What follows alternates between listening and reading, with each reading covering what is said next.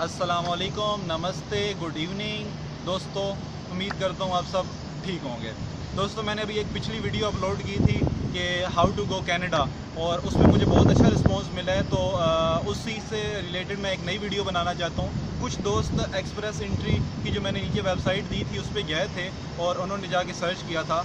तो मैंने आपको बताया था कुछ स्पेसिफिक फील्ड में उनको लोग चाहिए और जिनका एक्सपीरियंस हो, कम से कम 1 ईयर 2 ईयर का एक्सपीरियंस हो, तब वो उनको जो है वो ले रहे हैं। तो आज की जो मेरी स्पेसिफिक वीडियो है ये है कि how to go Canada without express entry system. उसके अलावा भी जाने का जो है वो बड़ा आसान सा प्रोसीजर है। अच्छा, मैं जब दूसरे कंट्रीज़ में था तो दुबई आने को भी बहुत समझता था कि दुबई पता नहीं कैसे आएंगे वगैरह वगैरह। इसी तरह लोगों के माइंड में क्या होता है कि कनाडा जाना कोई बहुत बड़ी जो है वो बात है जिसमें हर बंदा नहीं जा सकता। दोस्तों, ऐसी कोई बात नहीं है। मेरे पर्सनली कई दोस्त हैं जो ऑलरेडी वहाँ काम कर रहे हैं, ऑलरेडी वहाँ स्टूडेंट हैं, विज़िट पे जाते रहते हैं, ठीक है। तो मैं उनको आपको लिंक भी दे सकता हूँ, नो प्रॉब्लम, आप उनसे बात करें। अब बात करते हैं कि कनाडा कैसे जाया जाए। तो सबसे पहले तो ये वीडियो यूनिक है, ये सबसे आप नेट पे सर्च कर लें, कोई भी इंफॉर्मेशन आपको कनाडा की इंफॉर्मेशन की वीडियो नहीं मिलेगी। मैंने बहुत ज़्यादा रिसर्च किया, मुझे कोई हिंदी या उर्दू में कोई जो है वीडियो नहीं मिली। तो इसलिए मैंने सोचा कि क्यों ना आप लोगों की हेल्प के लिए एक वीडियो बनाई जाए। Let's see. तो बात करते हैं कनाडा जाने का क्या तरीका है। जो सबसे कनाडा जाने के देखें 3 तरीके हैं। नंबर 1 तरीका जो है वो लोग जाते हैं वर्क परमिट लेकर, लेकिन वर्क परमिट जब आप लेते हैं तो बहुत महंगा पड़ता है। या तो आपके पास बहुत अच्छी एजुकेशन हो, तब आप जो है वो वर्क परमिट लेकर वहाँ जा सकते हैं। दूसरे नंबर पे आप जो जाते हैं वो जाते हैं विज़िट वीज़ा के थ्रू।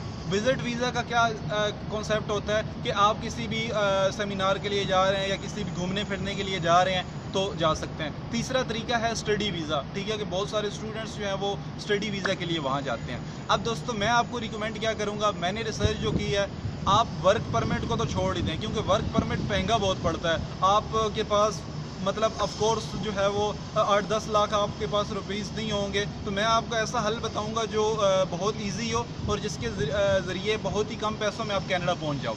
तो सबसे उसमें 2 वेज़ हैं, एक है स्टडी का, दूसरा है विज़िट वीज़ा।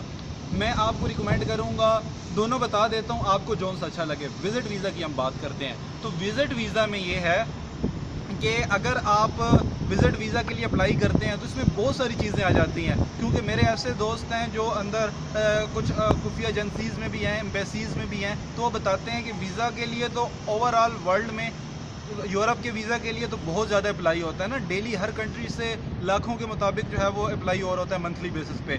तो वीज़े रिजेक्ट हो जाते हैं। अब मैं आज आपको सीक्रेट बताऊंगा जिससे वीज़ा रिजेक्ट नहीं होगा।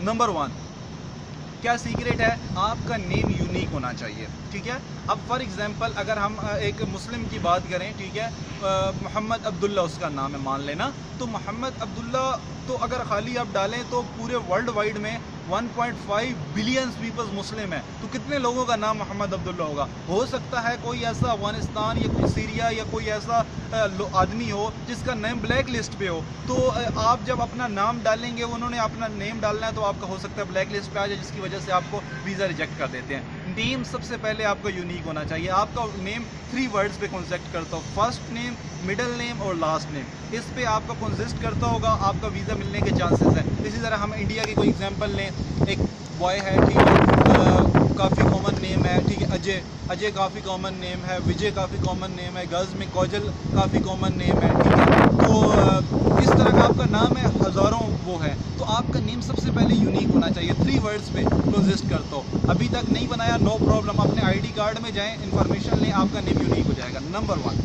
नंबर 2, विज़िट वीज़ा के लिए आपका क्या है, मैं अपने तमाम दोस्तों को रिकमेंड करता हूँ, क्योंकि मेरे वो तमाम दोस्त जो कनाडा विज़िट के लिए जाते रहते हैं, उनकी सबसे स्पेसिफिक जो बात मुझे नज़र आई है, सब में एक कॉमन बात, वो ये कि उनके कुछ कंट्रीज़ के ऑलरेडी वीज़े लगे होते हैं। मसलन दुबई के, सिंगापुर के, थाईलैंड के, कोलालमपुर के। ये वो कंट्रीज़ हैं जिधर टूरिज़्म बहुत ज़्यादा है ना। तो एक बंदा जो रेगुलरली इन कंट्रीज़ में जाता है, 4-5 कंट्रीज़ में, तो उसकी एक बेस बन चुकी होती है। लोग मतलब जब कनाडा देखता है, उसका रिकॉर्ड देखता है, तो कहता है यार वाकई ये टूरिस्ट है, ये घूमता फिरता रहता है, इसका कंट्रीज़ में जाके जो है वो एक्सपीरियंस हो चुका है। तो आप क्या करें, अगर कनाडा की आपकी प्लानिंग है, लाइफ टाइम की प्लानिंग है, ठीक है, देखें सबसे बेस्ट अपॉर्चुनिटी है। आप वहाँ जाते हैं, आपको वो ग्रीन कार्ड देते हैं, आप वहाँ के सिटीज़न बन जाते हैं, तो सबसे बेस्ट अपॉर्चुनिटी है। तो इसके लिए 3-4 कंट्रीज़ में विजिट करें, कोई इतना एक्सपेंसिव नहीं है, ठीक है। आप जाकर इन्फॉर्मेशन लें, 200-300 जो है वो अपना यहाँ का आपको बताता हूँ 100-200 दिरहम्स में जो है वो आपको